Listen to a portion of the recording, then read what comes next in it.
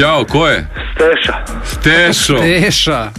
Steša, verovatno od Steva. Stešić. Nije, nego se predsjedao Stevanović Neša, pa sam zbrzo Steša. A kao Steša, da. Kraljevski. Super, kaži mi, znaš ti šta je ljudska glupost? Znam, ja sam ljudska glupost. Zašto? Zato što sam se oženio. Jeli? Da, a sada ću vam reći moj pakao. Ajde, molim te. Ajde, baš mi. Pa, posle nekih 2 meseca života zajedno sa mojom ženom, Dobro.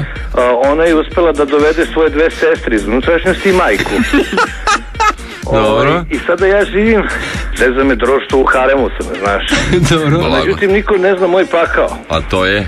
Pa tako što se njih 4 trenutno izlažavaju, a ja radim i privređujem. Jesi ozbiljno? Najozbiljniji, da. Čekaj, ti ih sve izdržavaš? Naravno. I sestre i majku i nju?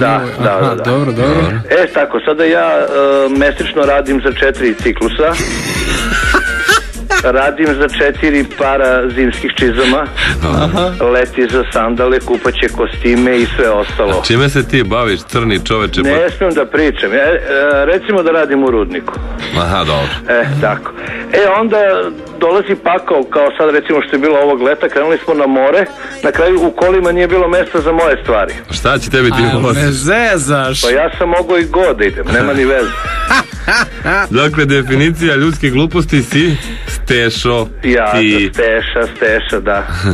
Da, a i ne mogu da dođem do televizora i daljinskog jer je ceo dan na programu španski jezik. A izvinite, pitam, me stižeš do WC-a da odeš ti?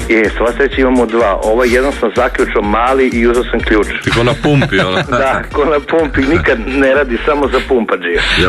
Mukice. Hvala ti, Stešo. Čekaj, Stešo, pitamo samo, da li ti, Stešo, znaš šta znači reč omaž? Omaž? Da. Pa to kada se nešto omaže. Stešo, ti si pravi čovjek, hvala ti puno. Ćao. Hvala, Stešo, ćao.